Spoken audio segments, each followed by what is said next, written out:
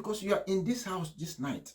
That is why we are experiencing this peace. I think you prayed before you came. Who told her? Well, she knew, oh, pastor is here. I'm my pastor, and I must pray. I must have prayed. So she must have seen something, or they noticed something. Each time, not only her, each time I'm around in that particular place. In fact, even when there is that turbulence, when there is pandemonium, when there is, they say, pray for us. And something does happen when it happens. So people discover, people realize that they that follow Yahweh, those that call upon Yahweh, there is something going for them. But at times I do ask myself, when these people notice there is something different, there is something that is going on with this person who follow Yahweh, the blessings of Yahweh is with this person, why don't they embrace Yahweh? Why don't they say, oh, let us find out the secret? They don't do that. Many times they don't do that. Some do, but a significant number do. So this is what is happening. Abraham has been, Yahweh has led a blessing to Abraham, to Isaac, to Jacob, that is Israel.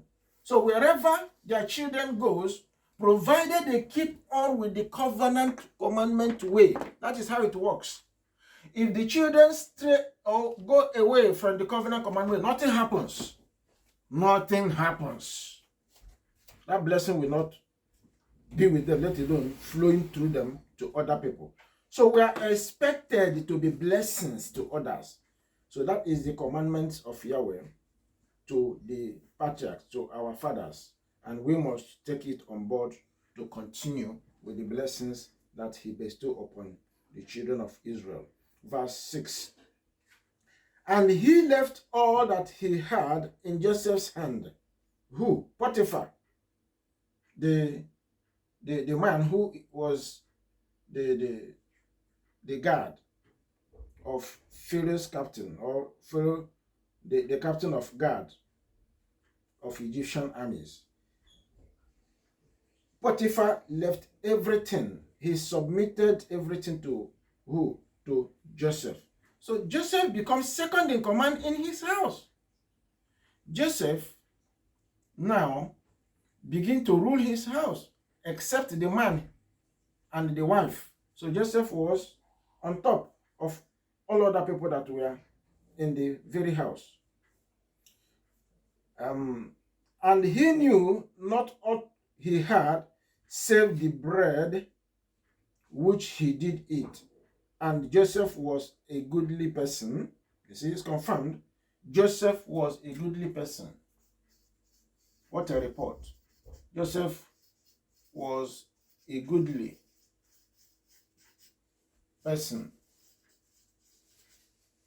Bible will say Noah was a righteous man. So call him a righteous man here. He was a holy man. And well favored. He was well favored. And well favored. By who? By Yahweh. So the favor of Yahweh was with Joseph. That was what kept him going. Would he maintain it? Would he keep it? Because he's going to enter into trials, temptation, affliction, trouble. It's only when we hold onto Yahweh continuously and hold to his word, the covenant way, would we be able to continue in our goodly way. Otherwise, one may lose his goodly way or his favored way or favor of Yahweh. One may lose it, and that may be tragedy along the line, because the person will not be able to overcome the affliction, the trouble that will surface and want to overthrow him or her. Verse 7. And it came to pass after these things that his master's wife cast her eyes upon Joseph, and she said, lie with me. Verse 7. Terrible. Satan has surfaced. Verse 7. Satan appears to Joseph. We said it when we were starting that the road may not be as smooth, Satan will appear. Satan never stopped. Once he enters, he doesn't just jump on somebody. He will see you, your light glowing. He will see your righteous life. He will see the favor of Yahweh in you. He will see the spirit of Yahweh working in you. Then he will say, let me go and quench that light. It ought not to, it not ought to give light in his own dark world. This is dark world. The world we dwell is a dark place. By dark, I mean it's a sinful place. And sin and righteousness or holiness doesn't mix. So one must try to outwit the other. So the woman did what? Thought of Potiphar's wife. Potiphar's wife thought about what? Committing adultery. Adultery surfaced. Now we saw the character of Joseph holding to the covenant commandments, if you like, the 10 commandments. Now, through the 10 commandments, he was called a goodly man. He was keeping the law. He was following the way. And as a result, Yahweh favored him. Now, the woman wants to puncture that his spirit in keeping the covenant way or commandment. You want to puncture. So any of those 10 commandments that is touched, Joseph will go down. So that is what you're about to see. The woman wants to hit Joseph to his fate. You want to bring him down. And once anything touches our faith to go down, Yahweh will stay back. He will stay back. It's not his fault, because he warned us that it will happen. When the enemy comes knocking, we should not pay attention to the enemy. We should continue to persevere. We should continue to move on. Otherwise, if we succumb to the enemy, he will withdraw. But let's see if Joseph will withdraw. Verse 8. But he refused. So he never succumbed. Who refused? Joseph refused. Joseph refused to this temptation. So trial has begun. Satan is placing temptation on him. And Yahweh, by letting it, is a trial. By letting it happen, or letting him, showcase his faith, is what? Trial. Why what Satan is doing is temptation, tempting him. Let's see how he's going to go about it. He has refused, he has rejected the offer of committing adultery or fornication. For him, he hasn't married, so it's fornication. For the woman, it's adultery, because the woman is married. And said unto his master's wife, Behold, my master wotteth not what is with me in the house, and he has committed all that he had to my hand. There is none greater in this house than I. He's telling the wife that everything in the house is put under his custody. He is in charge. But one thing is not, he is not in charge of one thing, the woman. The woman doesn't belong to him. He's not in control. The husband is. How dare this woman that you didn't understand this? Neither has he kept back anything from me but thee, but you, the woman, because thou art his wife. How then can I do this great wickedness and sin against Yahweh? Woman, do you know whom you are talking to? I'm a covenant keeper. I don't do what you are offering me to do. It's called sin in our language, in Hebrew language. It's called sin. The language of Israelites is called sin. I'll be breaking the covenant commandments, not only the favor of Yahweh, or following his righteousness, which is the first commandment to the fifth commandment. Then you want me to puncture even The sixth, seventh, eighth, and 10th commandment, represented by adultery, want me to commit. And that adultery should be the seventh commandment or thereabout. If I touch it, I will puncture the last five, and even the first five again will be gone. I can't do this, woman. I can't do this. And sin is what? Breaking of the law. So I can't break any of those laws. We have rule. We have, way of life. It's called covenant commandment. Woman, the rule or the commandment or the law that I am giving when I was in my father's house says, do not break any of them. Woman, I will not break any of these rules that is in my head. So count me out. I'm not there. Verse 10. And it came to pass, as she spoke to Joseph day by day, that he hearkened not unto her to lie by her or to be with her, day by day. So this temptation wasn't just one day. It wasn't just 1 week. Every day, as long as it lasted. So this young man was passing through horror. Verse 11. And it came to pass about this time that Joseph went into the house to do his business. Joseph minded his work, doing his business. One day, Satan wanted to take it by violence. When Satan is approaching and trying to do it or call somebody to his own way, by his own, by his own attitude of inviting somebody to leave the way of Yahweh to come to his way. Now, one day, he will watch the person. When the person is very, very much unguided, when the person is not prepared, he will violently attack. He can do it physically, using human being. He oppresses, he's a spirit, he operates with human being. So he can come doing it physically. So the same woman whom he has been speaking by word of mouth, he wants to do it by violence, by physical attack.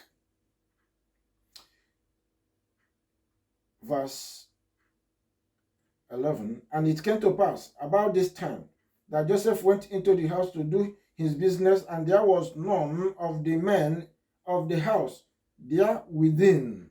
There was nobody. Other servants were not there. Lonely. He was in the house alone that day. The woman timed everybody.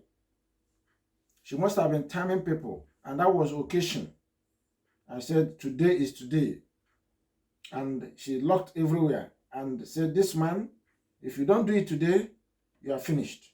She had, packaged her plan, what she's going to do. This guy has been refusing me. Now today, if he doesn't accept to do what I'm asking him to do, to lie with her, then that will be it. That will be the end of his stay in the house. He will go to prison. We jail him with all the lies.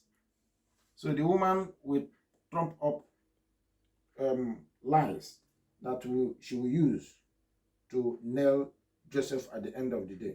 Verse 12. And she caught him by his garment in that lonely room, saying, lie with me. And he left his garment in her hand and fled and got himself out. Now this young man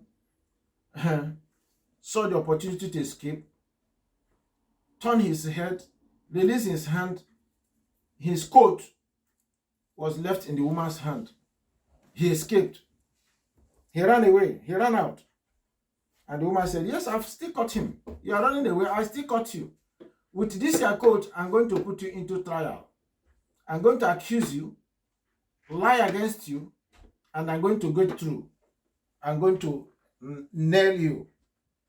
And it came to pass, when she saw that he had left his garment in her hand and was fled forth, that she called unto the men of her house and spoke unto them, saying, see, he has brought in an Hebrew unto us to mock us. came in unto me to lie with me, and I cried with a loud voice. So she lied. She called the other servants, the other, people who were working in the house. Come and see what this Hebrew chap. Now, Joseph here was recognized as a Hebrew man, an Israelite. The name Hebrew come all the way from Shem down to one that was called Hebrew. And that was what Abraham was called. Until today, Israelites are called Hebrew. So this Hebrew young man had came violently, wanted to defy me, wanted to lie with me. I refused. Look at his cloth. Look at he in a bid to escape. Look at his cloth. He thought he's going to escape. And the woman said she cried. When you said somebody was seducing you or violently trying to molest you, and you are not crying, you won't accuse the person of what do they call it? When somebody is sexually molesting somebody.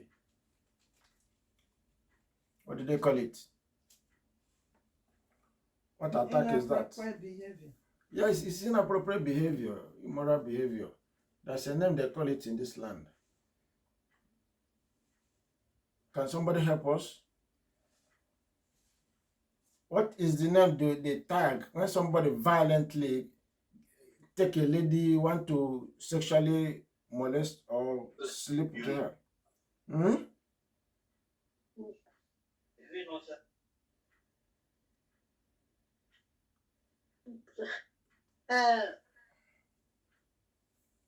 Can somebody tell us?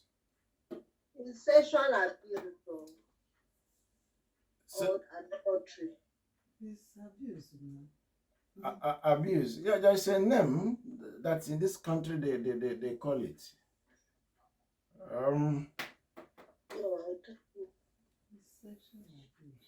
Okay, sexual abuse. Right. Right. She has made up everything. We can see it in that verse 15 that she has plotted what she's going to do. That she lifted up her voice and cried. When somebody is sexually being abused, if you don't cry, if you don't shout, when you get to court, you lost everything. Because it will appear as if you gave your consent to what the person did to you. But if you say you have cried and you have a witness, you must have a witness. So she was drawing the guys in the house, trying to win them to believe that indeed I cried. You must believe it. So that when I'm reporting this matter to your master, the husband, all of you will say, yeah, Madam cried, oh. Madam shouted, Madam screamed. Then we rush come.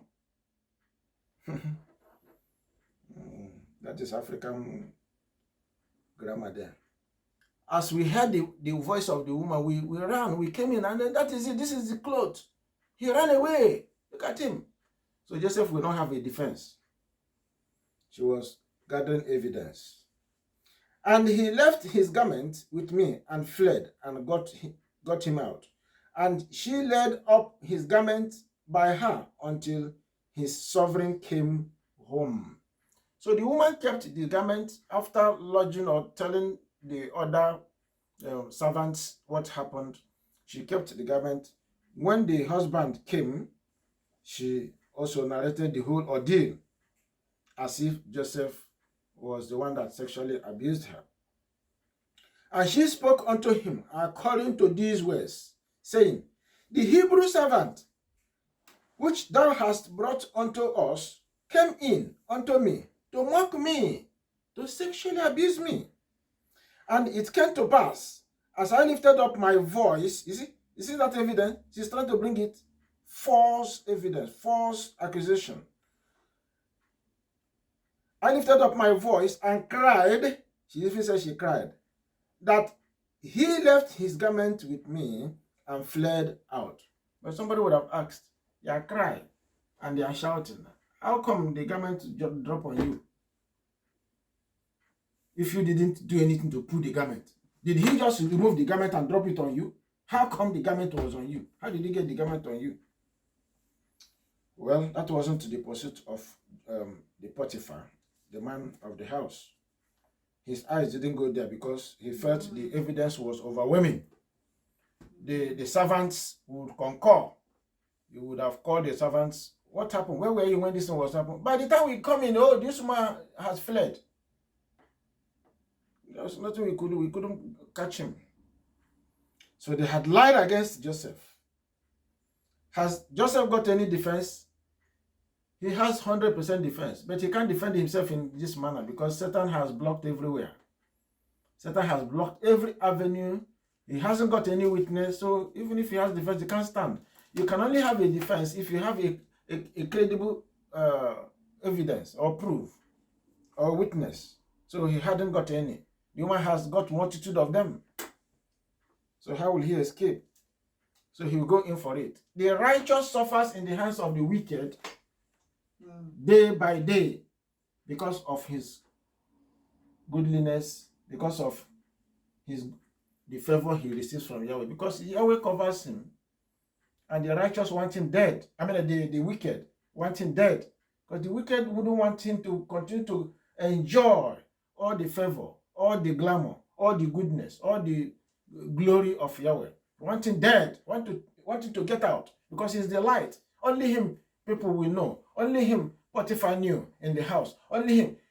Now he is in charge. He became the leader of all. So they wouldn't want it. They want him to go. They want to get rid of him. But what will Yahweh say? Or what is Yahweh saying? Yahweh says, strive on. Continue.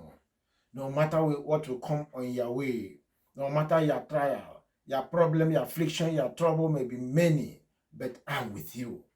Be contented for me being with you. At the end of the story will be glorious. The end of your affliction will be glorious. By the time you stand on top, you will be ahead of them. When we survive the onslaught of the devil, the next thing that awaits us is promotion.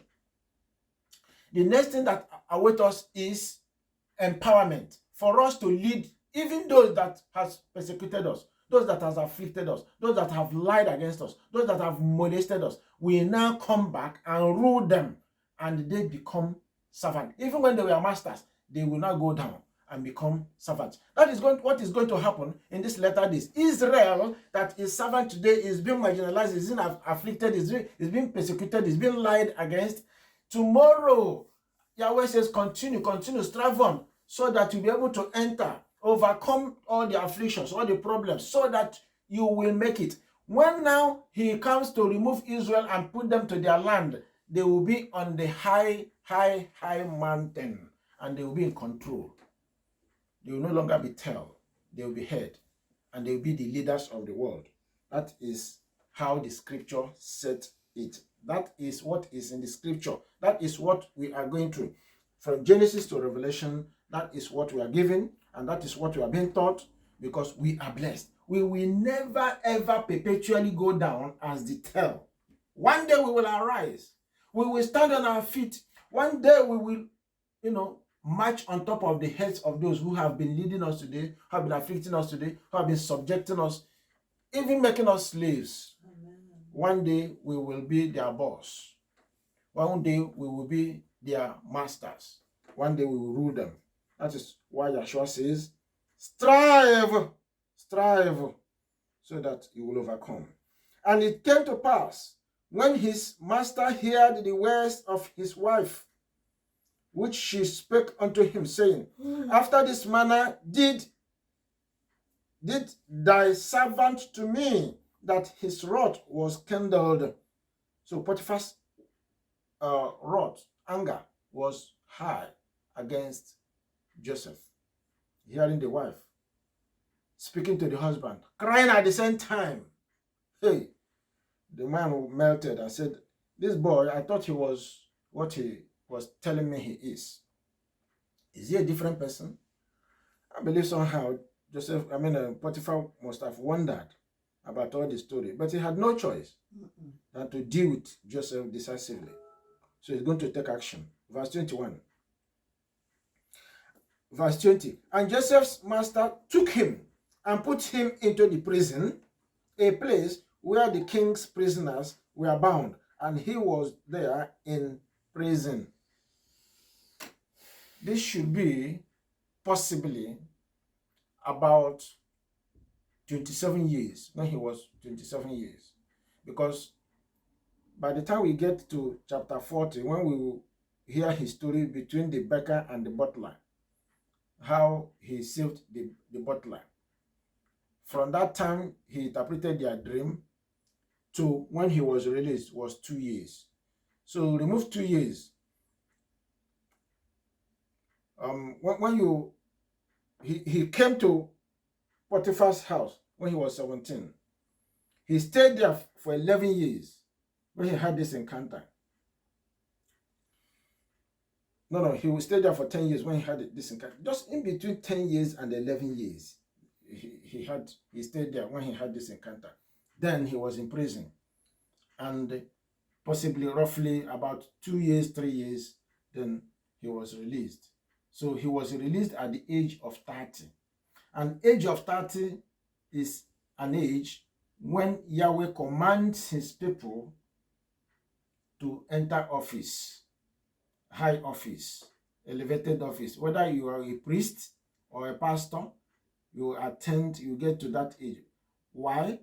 You must have gone through tutorial.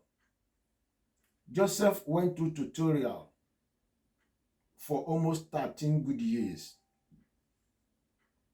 Yahweh taught Joseph from age 17 to 30 years. He received tutorial for 13 good years. I've always said this. If you look, the Gentile world, what they do is to take somebody. If you are rich, you are qualified to be a deacon, to be a minister, to be a pastor, and to administer whatever you can administer in the house of in the church. That is not true. That is religion, the religion of this world. That is not the way of Yahweh. That is never the way of Yahweh. You must get to a certain level. He will begin to train you. The training is by Yahweh himself, the spirit of Yahweh. And at that age of maturity, he knows when you are matured, but not to train you prematurely or to pick you and dump you and you start ministering. He is a holy father. Everything of his is holy. So he will train you to learn about his holiness, about his ways, so that when you enter into his office, you dignify it. You will continue in his holy way. You continue his righteous way. You continue to do what he commands you to do. So that is how Yahweh operates in all the activities or with his people. Verse 21. But Yahweh was with Joseph. So in the line which commandment? The 10th commandment. No, the 9th commandment. 9th commandment. He lied. He told lies. Thou shalt not, what is that 9th commandment?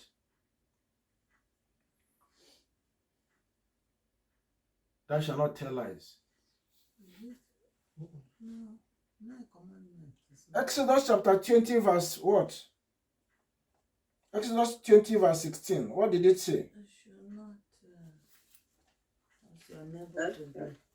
Exodus 20 verse 16. Thou shalt not bear false witness against thy neighbor. False witness, false, lies. So lies, thou shalt not lie, thou shalt not bear false witness. That's saying the same thing. So this woman lied, and this woman went into adultery. That is 7th commandment, isn't it? Yeah. 7th commandment, adultery. What else did the woman do? told lies,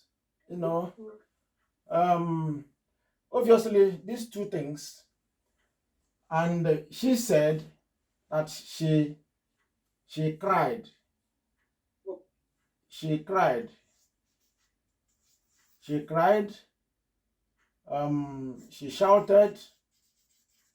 All these are what she coined up as a way to make her allegation very, very substantive. Now, these, breaking of these commandments,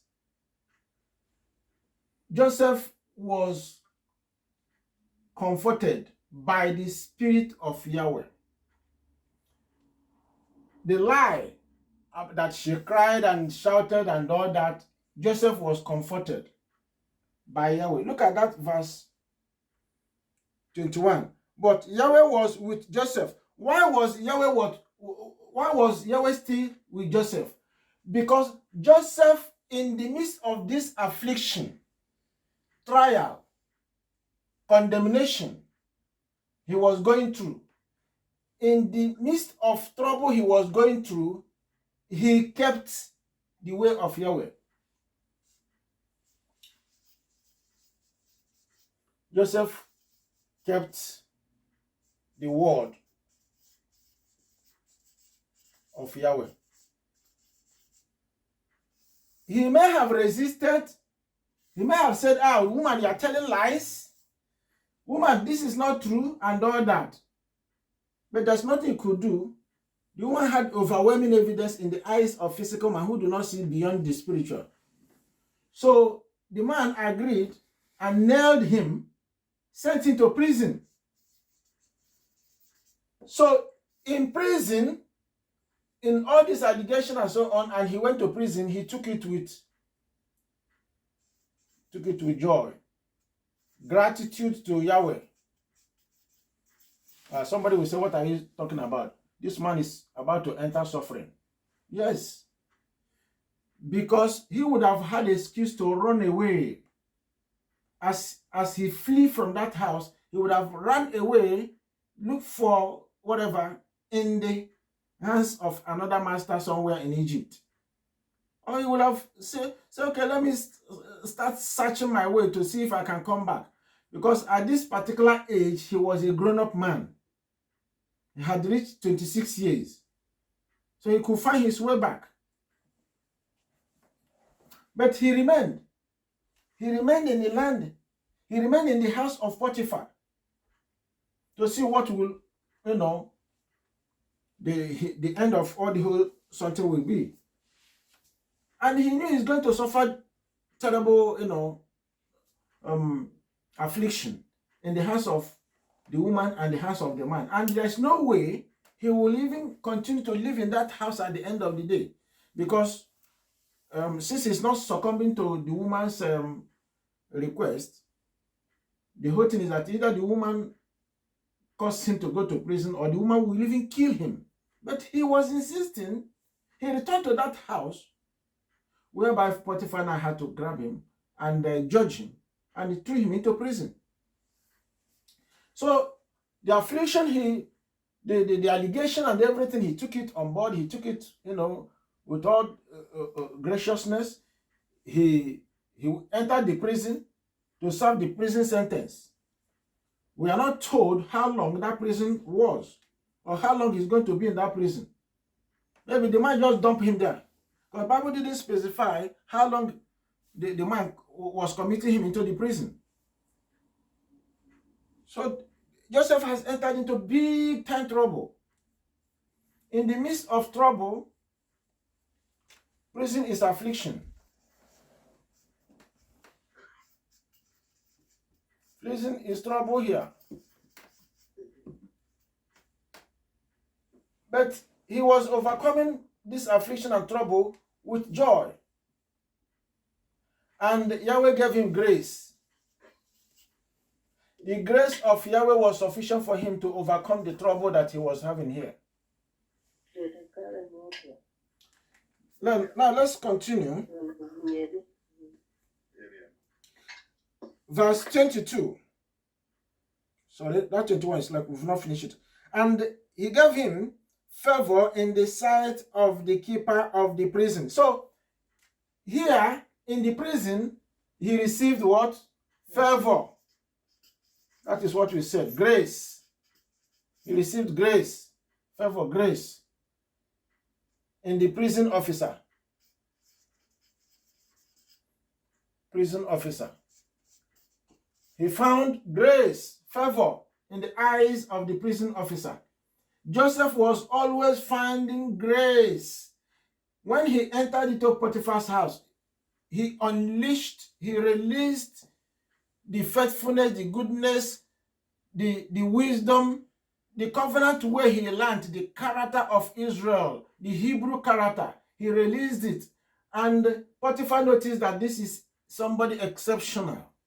This is truly an Israelite. And he carried it on. He found favor in the eyes of Potiphar. Here again, in prison, he found favor in the eyes of the prison officer. Why? Yahweh is with him. Look at where we started. Yahweh is always making the difference. Yahweh is always making the difference for Joseph.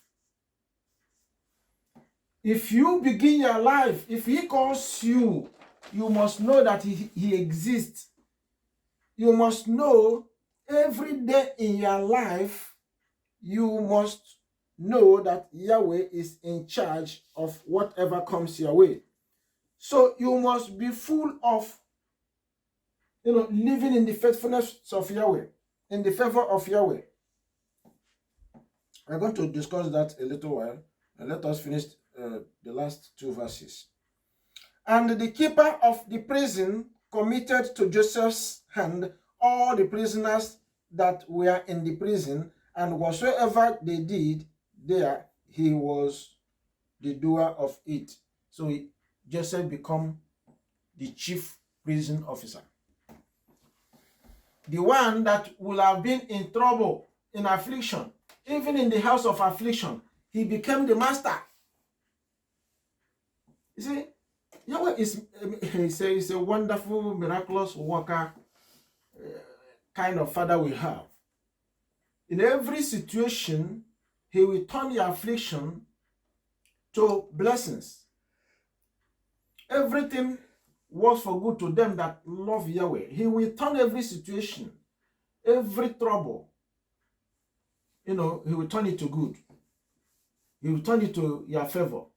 He will take it to your own advantage. He will make sure that you are on top of the game, top of the pain, top of the sorrow, top of the trouble. That's what Yahweh is doing in our life. That is what favor does. That is what his grace does in our lives, provided we hold on to the covenant commandments. Keeping those commandments is important in his heart. That's all what he needs from us. Obey, obey, obey, obey. Remain faithful to him. That's what he wants from us.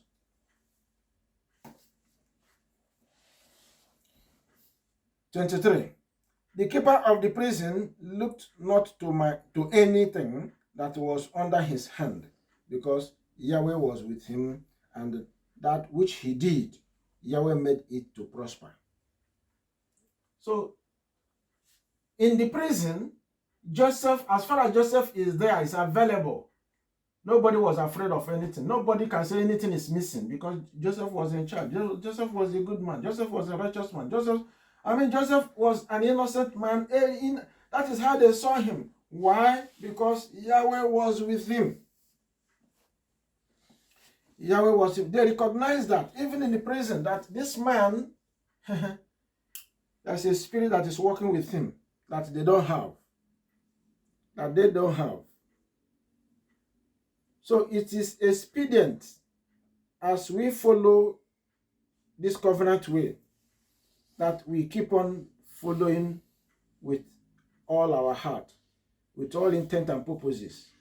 Because any moment we slack, Satan will fight. And if we are not properly guided, he will subdue us. And once we fall, he will clap his hand and Yahweh will step back. That is how Satan works. He doesn't want our progress. So he passed the test. Test number 1. He was tested on faith. Faithfulness. How faithful was he? How faithful was he to Yahweh? Number 2, obedience. He never let go the law. The law. These were 2 major areas that Yahweh requires us to overcome. 2 major areas Yahweh requires us to overcome. Revelation chapter 2, 26. Somebody help us read Revelation chapter 2. Revelation chapter 2, 26 to 29. And Revelation chapter 3. Revelation chapter 3, 19 to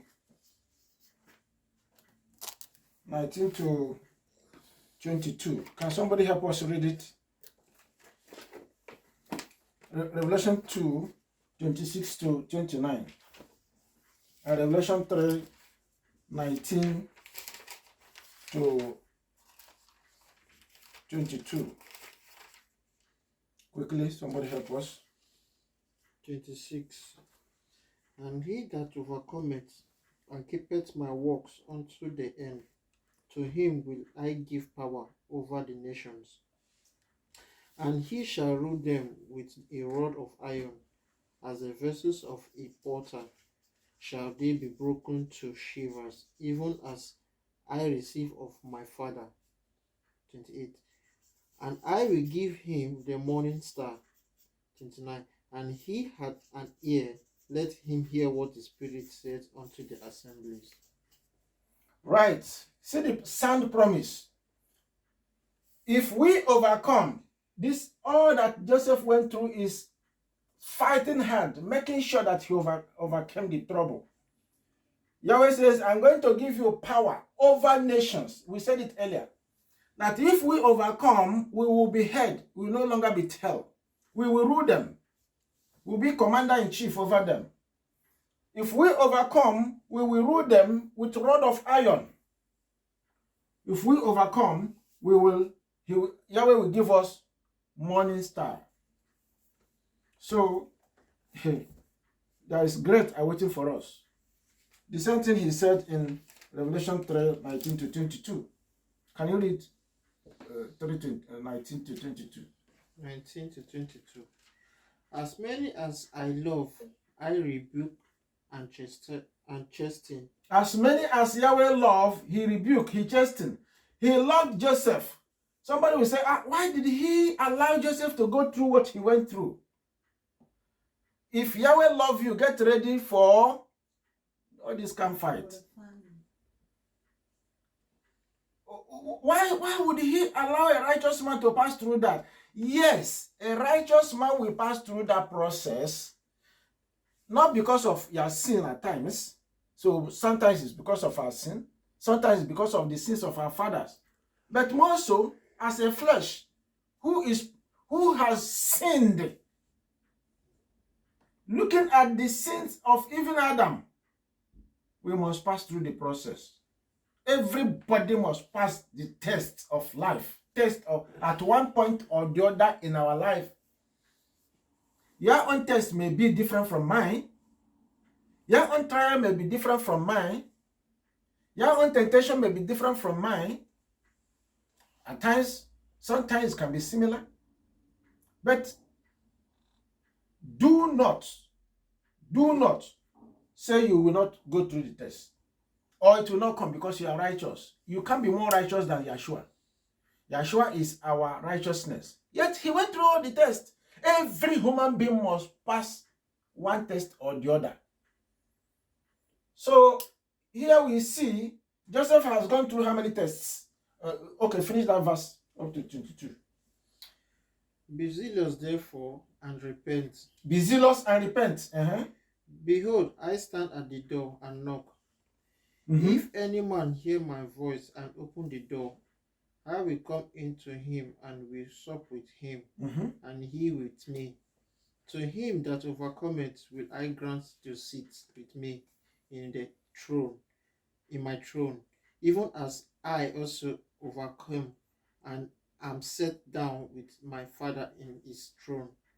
That's all right. Did we hear that? Yeshua said, I went through the same process.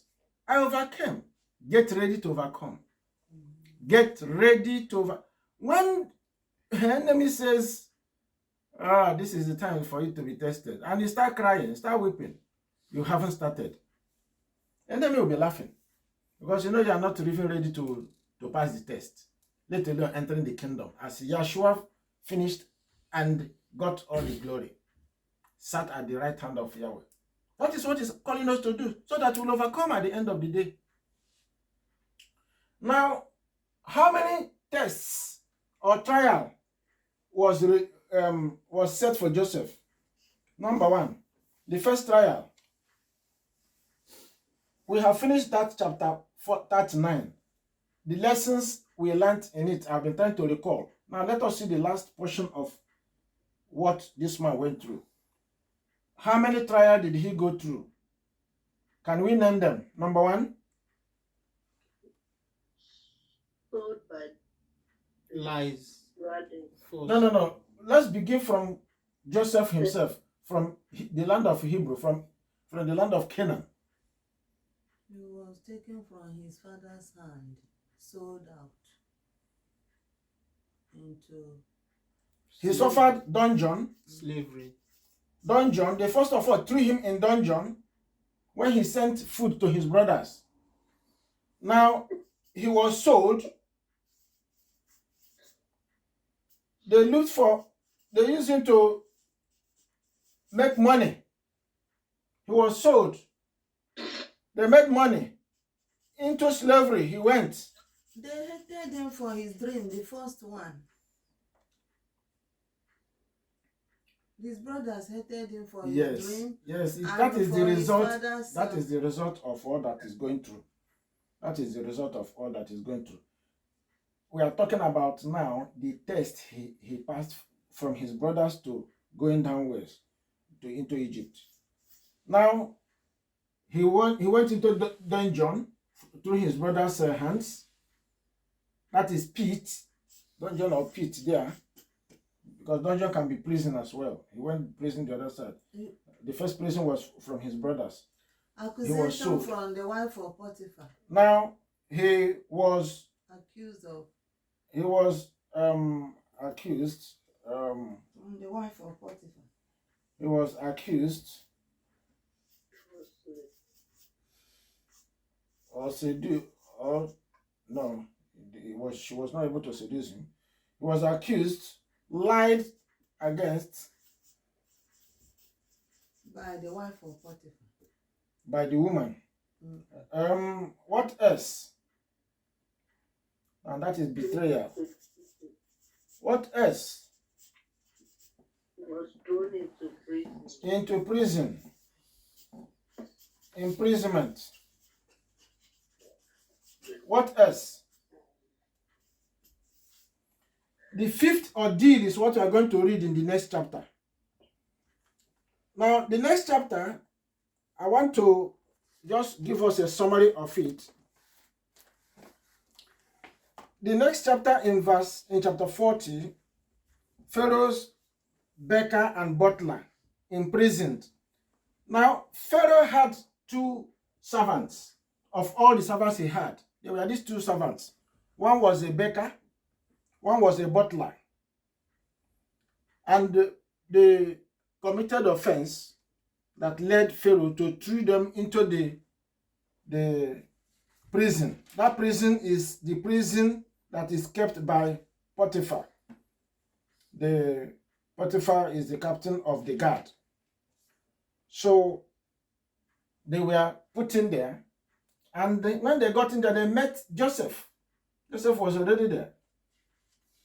And one day, Joseph, as it were, has become the head, sort of, in the prison.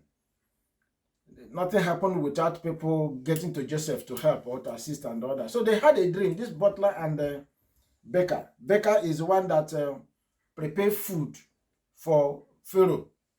Butler is the one that prepared the wine and pass it, give it to his hands. So they had dream, or both of them had dreams, and they didn't know how to interpret it. So they called, as they were talking about it, Joseph had it. And they said they have been looking for how they will get to know what that dream is. And Joseph said, well, all dreams are interpreted by Yahweh. Joseph and dream. Joseph is an all-rounder. Joseph and dream.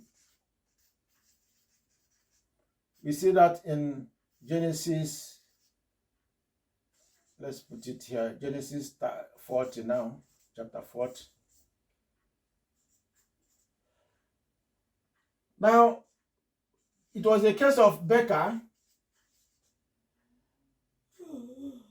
He gives bread to bread to Pharaoh. Bread, that is his food. Butler, wine, that is drink to Pharaoh. Both of them had dream. Now, the dream is kind of obscure, something that they had. The baker had a dream that he saw himself. Let us look at it in verse, I think the butler came first. Verse 2. And Pharaoh was wroth against two of his officers, against the chief of the butlers, and against the chief of bakers. Both of them were chief. So they were in charge of kitchen, in charge of, drink, food, and so on. So these two persons, so one was in charge of the cup, one was in charge of the knife and cutlass and cutlery. So the two were jailed. And here we are not told how many years or months they're going to spend. But they had a dream. Now, verse 3 says, and he put them in ward in the house of the captain of the guard, into the prison, the place where Joseph was bound. And the captain of the guard charged Joseph with them, and he served them, and they continued season and they continued a season in ward, and they dreamed a dream, and both of them, each man his dream, in one night, each man according to the interpretation of his dream, the butler and the baker of the king of Egypt, which were bound in the prison. And Joseph came in unto them in the morning, and looked upon them, and behold, they were sad. So when Joseph saw that they were sad, he reasoned that something was wrong with them. They've had a dream. And he asked Pharaoh's officers that were with him in the ward of his sovereign's house, saying, wherefore look ye so sadly today? Why are you too so sad? And they said unto him, we have dreamt a dream, and there is no interpreter of it. And Joseph said unto them, do not interpretation belong unto Yahweh? Tell me them, I pray you. So Joseph now inquired from them why they were sad and what their problem was.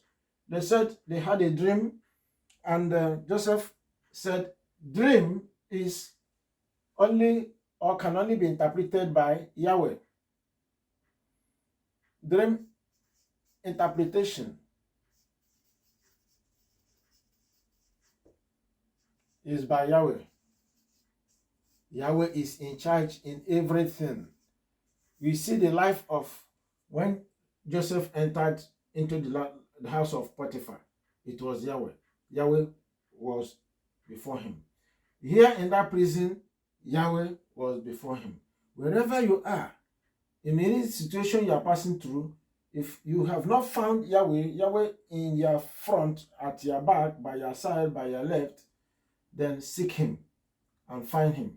Otherwise, one may not be able to pass through the process which he or she enters. So here, Yahweh is interpreter of dream, and Yahweh will do justice to that. So here, Joseph wants to rely on Yahweh to help these two men. Verse 9, and the chief butler told his dream to Joseph and said to him, in my dream, behold, a vine was before me, and in the vine were 3 branches, and it was as it were, it budded, and her blossoms shot forth, and the clusters thereof brought forth ripe grapes. And Pharaoh's cup was in my hand, and I took the grapes and pressed them into Pharaoh's cup, and I gave the cup into Pharaoh's hand.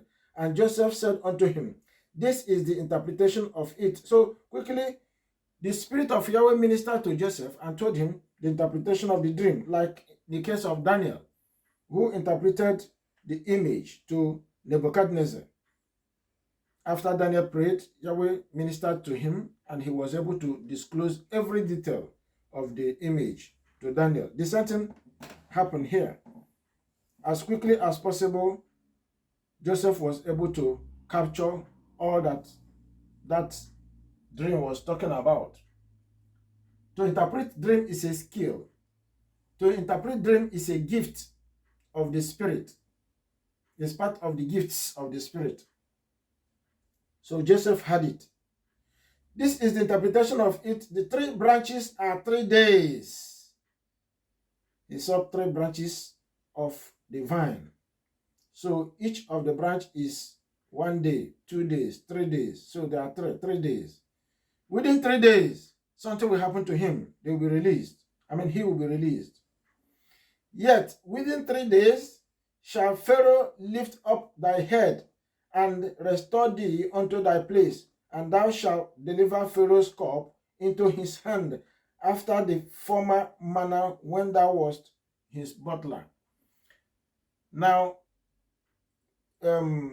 this man is going to be free in 3 days, or within 3 days, he will go home. He will go back to Pharaoh and serve Pharaoh and begin to minister to him as before. But there was a request that Joseph made, because Joseph was also, as a human being, was he doing something wrong to make a request to be free from prison? No. Yahweh would allow that. But it wasn't the will of Yahweh that he will leave at that time. Because Yahweh knew Joseph's timetable. I will tell you why. Joseph must reach the age of 30 before Joseph will begin to operate in any office. And we're going to see it here by the time, because this butler will forget. The request that Joseph will put in his hand, he will suddenly, literally forget it. He will not remember Joseph again. Until something will happen, then he will shock. It will shock him, and he will recollect. And by that time, Joseph was due to come out. That is Yahweh's own way. Verse 15, for indeed I was stolen away. Joseph is now explaining to this butler how he himself came into the prison, and why, or the reason he should help him to come out.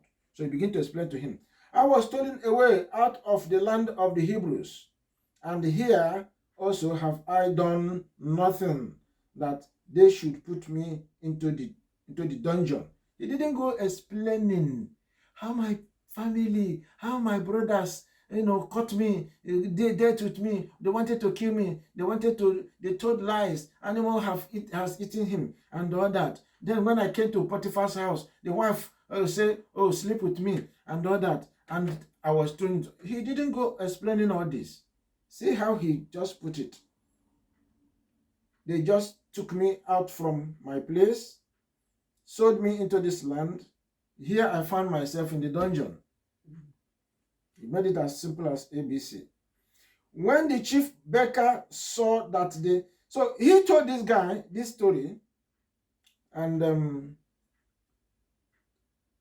verse 14. But think on me when it shall be well with thee, when you get out, remember me, and show kindness, I pray thee, unto me, and make mention of me unto Pharaoh, and bring me out of this house. So he said, when you get back, please don't forget me. Remember me, because I'm suffering my ordeal. I want to come out of this prison. But the young man will go out and forget. But let us look at the second person. Verse 15, he talked about how he was stolen or taken away from his Hebrew clan and brought into Egypt, and how he found himself into the dungeon, into the prison. Verse 16, when the chief baker saw that the interpretation was good, he said unto Joseph, I also was in my dream, and behold, I had 3 white baskets on my head, and in the uppermost basket there was of all manner of baked meats for Pharaoh, and the birds did eat them out of basket upon my head. And Joseph answered and said, this is the interpretation thereof. 3 baskets are 3 days. Within 3 days shall Pharaoh lift up thy head from off thee, and shall hang thee on a tree, and the birds shall eat thy flesh from off thee. So that was the interpretation. He is going to die. Within that 3 days, the buckler will go out. He himself will come out, but he will not survive it. The king will give order for him to be murdered or be killed. Verse 20, and it came to pass the 3rd day, which was Pharaoh's bad day. So that day was Pharaoh's bad day. Pharaoh now is happy. He's remembering those whom he has thrown into prison. Those are qualified to come out and those are not qualified. Just 3 days. The butler will go out and continue his duty with Pharaoh, while the baker will die. Which was Pharaoh's bad day, that he made a feast unto all his servants, and he lifted up the head of the chief butler, so the butler will go free, and of the chief baker among his servants, and he restored the chief butler unto the butlership again, and he gave the cup into Pharaoh's hand. But he hanged the chief baker as Joseph had interpreted them. Yet did not the chief butler remember Joseph, but forgot him. So the butler that survived the onslaught, the imprisonment, and was freed, forgot Joseph, and Joseph had to stay in prison. And by calculation, it was after 3 years. By the time you enter chapter 41, when Joseph now will be dealing with Pharaoh's dreams, you find out that because Pharaoh himself had a dream and there was nobody to interpret it. The magicians could not interpret it, like what happened to Nebuchadnezzar in Babylon. But that was what woken up the butler. It was then he remembered, oh, this guy is a master in dream interpretation. Pharaoh, we had a similar dream, and as it was interpreted, that is how it is, and that's why I'm here serving you. That man can be good. Let's go for him. And that was it. He came out. That was when the butler remembered him. Now, from the time that remembrance came, and the Pharaoh said, bring him, and he, tell or disclose to Pharaoh his own dream. It was 2 years. 2 years from the beginning of the coming out of butler and Pharaoh's dream and Pharaoh's dream's interpretation. 2 years.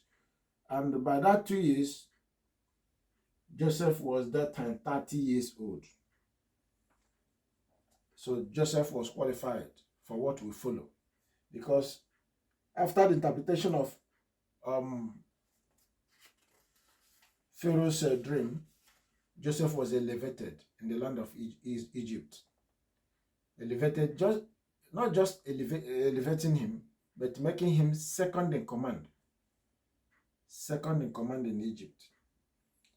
And all the losses that Joseph encountered, right from his brothers, right from Potiphar and the wife, into the prison, Yahweh didn't just restore. Yahweh catapulted him, promoted him. What does that tell us? That tells us that if we are able to endure, if we are able to overcome, if we are able to beat Satan to his game, we will enter the promised land. We will, as he said, he will empower us to rule nations with rod of iron. He will empower us. In fact, he will give us morning star, making you a king, a ruler, a powerful fellow in the world. Wherever you are, wherever you stand, you are a star. That's what Yahweh wants to do to us. Because the world of Gentile today that is persecuting us, that is harming us, that is doing all manner of things, one day, Sunday, we will come to rule them. This is the Bible. This is the truth. We're going to, not because we are wicked or going to be wicked to them. No, because they are heady. Because they are stubborn. As stubborn as, would you say stubborn goat? Their stubbornness is far more than that. They are defiant against Yahweh's covenant way. They don't want to embrace Yahweh. Many of them will perish by the rod that is put in your hand as their king, as their ruler. We're going to deal with them. So, looking at what the trial, all these are trials of Joseph.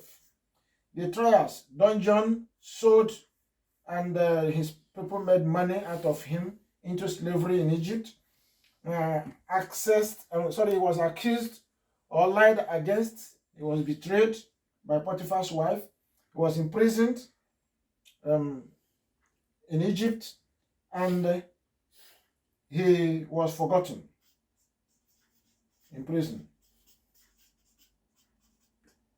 Forgotten in prison for 2 years. 2 years. The person he trusted, he interpreted his dream, he made his life good. The young man was sad, and he relieved him of his pain, interpreting the dream, and it came to pass. He forgot him, and he had to, Joseph had to undertake or bear the pain. But then, talk about pain. He took everything with cheerfulness. Joseph took everything, overcome. How did Joseph overcome? Number one, obeyed Yahweh's word. He never deviated from the law. 2, he remained faithful to Yahweh. 3, how did he overcome? Let's go. How did he overcome? The lessons we learned. How did he overcome? Quickly, every one of us, please say something. How did Joseph overcome? He kept the law of. We have said that, obeyed Yahweh's law or word. We said he also overcame by being faithful to Yahweh. He had faith. Faith operated. He was cheerful in trial. He was cheerful in trial. What else? Cheerful. Can say joy, peace. He never allowed the peace of Yahweh to be removed from him. Because in persecution and problem, you will be regurgitating the ills that somebody has done against you. You'll be mourning against that. That is not what Yahweh wants us to do. Hello? Are we listening? For us to overcome, if you go counting what, because you're on trial, Yahweh may position that person to try you. Through that person, the person, you'll be tried. So don't go start judging that person. No. If you are doing that, you are wronging yourself. You are putting yourself in danger. You may be removing Yahweh from yourself, and you'll be entering into more and more problem, until you overcome. Because you are subject to overcome. So instead of going through that affliction and passing through it and coming scot-free, you may be even increasing your problems. If it's a journey you run for 1 year or 2 years, you may multiply it to 5 years or 10 years. So this is a big lesson. What we have just learned, we don't know what we've just learned in this 39 and 40. If we know what Joseph passed through. Joseph is a kind of Yahweh, Yeshua. Here, Joseph is a kind of Yeshua. Yeshua obeyed Yahweh. Yeshua was faithful to Yahweh. Yeshua, in everything, he received it with cheerfulness. Joy and peace followed. He was not counting every error or sin of the other person who is doing that against the person. Rather, you say, Father, forgive him, for they don't know what they are doing. They are being used or stage managed by the hand that is using them to operate, to achieve that test. That test must be done, and the hand must be used to achieve it. Are we listening? Another thing we must do to overcome. Put eyes, not eye now, eyes on the word, or Yahweh, or Yeshua. We must put eyes on Yahweh, on his word. How else must we overcome? Fleeing away from the devil. Flee from sin. Thank you. Flee from sin. This is where you are tried. Breaking the law. My friend, break the law. Break the law and make Yahweh unhappy. That is what was Joseph. That is what the trial is all about. Make Yahweh. Yahweh wants us to go through the test commandments. Whether we will overcome, whether we'll be able to pass the test. You can be tried in any of those. You can be tried in 1, you can be tried in 2. Here, Joseph was tried in 2. We named them, issue of adultery, issue of accusation, false accusation, lies. Can we see? Yours may be different. You may be tried on the first commandment, may be tried on the second commandment, may be tried on the third commandment, may be tried on the fourth commandment. So many people have been tried on the fourth commandment today, Israelites. May be tried on the fifth commandment, honor father and mother. May be tried on that. May be tried on the sixth commandment. What is that? Thou shalt not steal. 7th, kill. 8, adultery. 9, false accusation, lies. 10, covetousness. Those are the 10 commandments. Those are the areas Yahweh try people. Yahweh allow people to pass those tests. Somebody may carry as many as 3, as 4, as 5. Though as much as you are able. As much as you are able. Yeshua was tried in all of them. In all of the commandments, all of them. But we may be tried in 1 or 2. And when we are being tried in 1, we'll be, the whole world will hear our agony. The whole world will hear when we are shitting, pissing, urinating, shouting, jumping, clapping, running up and down. They have uprooted me. They have killed me. Oh, I am dead. We'll be looking at this person. But I told you to overcome. I told you don't start recounting on the... Overcome. Now, why must we overcome? when we are tested. What is the purpose? Yahweh is not just allowing us go through the test or trial. What? Why? Why the test? There are other things we need to do to hold on in order to overcome. But let us look at the why. Why the test?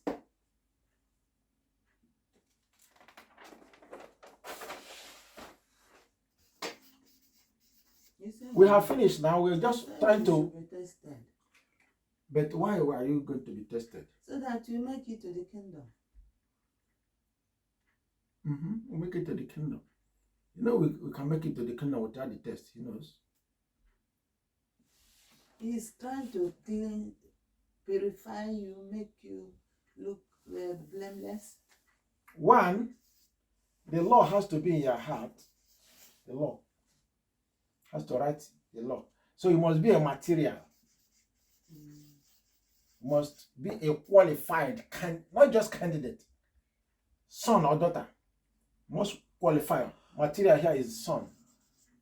Are you the true daughter? Because in heaven, all those angels, you think that they are just resilient, they are just so powerful. They went through all this, they overcame and they were sound. Why? Why did they have to go through that? Do you know the war they fight? Do you know the battle they go through? Do you know the terrible terrain they go through? That you are going to rule the world and you think it's easy? Hey, you must have his attributes. Because even the world will want to kill you. The world will want to kill you. The world wouldn't want you to teach them. The world wouldn't want okay, let's go on. Because his spirit must dwell in you. Spirit.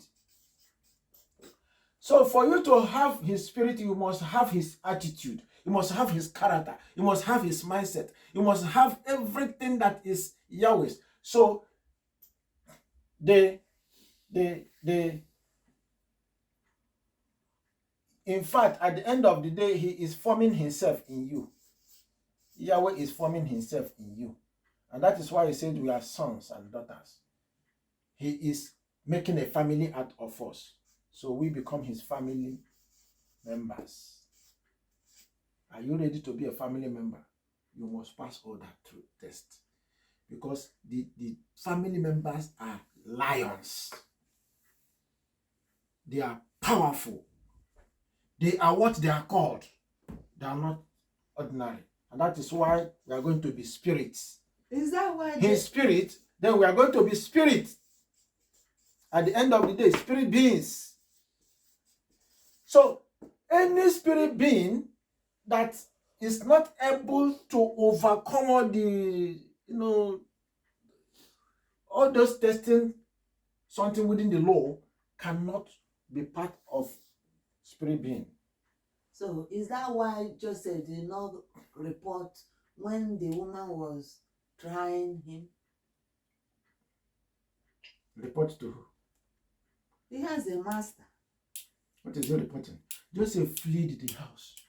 Joseph had no chance. Even if he reported, you can report. You can. Yeah, the law allows you to. You can report to free yourself, but the test wasn't meant for you to free yourself.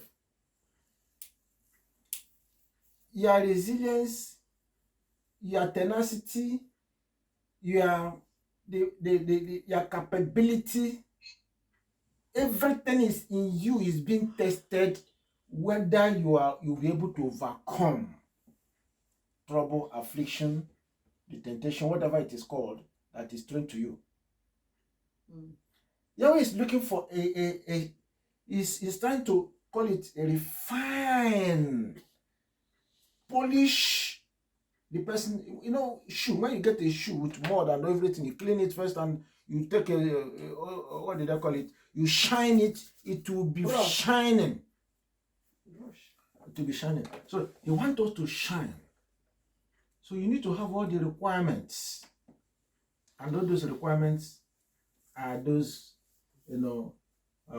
virtues that are inside you that will enable you to overcome everything that will be thrown at you.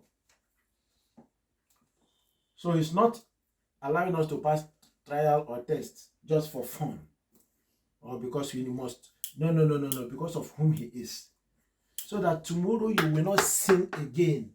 Tomorrow, if you have been reading Old Testament, in fact, in Ezekiel chapter 20, from 40 to 45, somewhere there he said, after testing them, after they had gone through, they will purge themselves. When we enter into the land of Israel, we will sit by the side and we say, so I went through this. Why did I sin? We will caution ourselves and we will say we will not sin again. That is the reason for this. Because while we are sinning and indulging in sin and doing all those things, we don't know what we are going through. We don't know what we are doing to ourselves. We don't know what we are, luring ourselves to do in disobedience. He wants to remove disobedience from us. Disobedience. He wants to remove unfaithfulness. He wants to remove faithlessness. Faithlessness. Or unfaithfulness. I want to remove it and make sure it's completely taken away from us. And so on and so forth.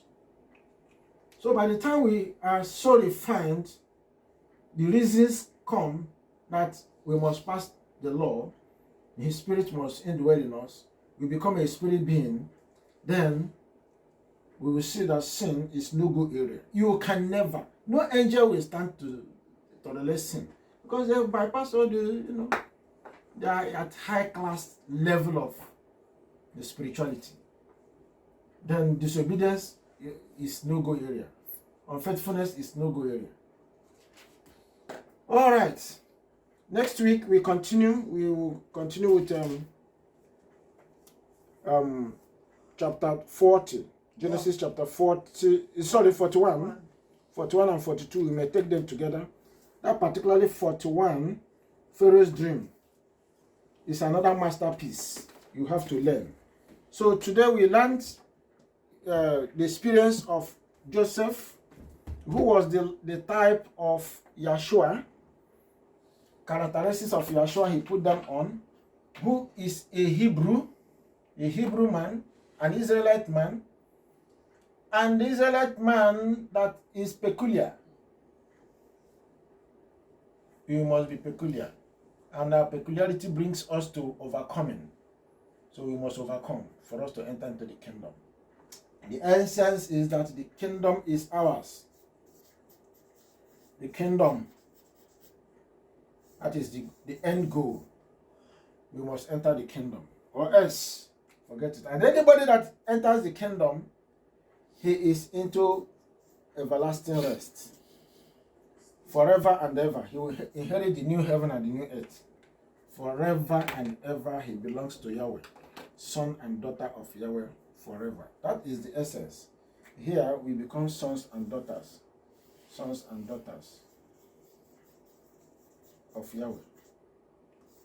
Even higher than angels. Higher than angels. So all these are the reasons you go through the test.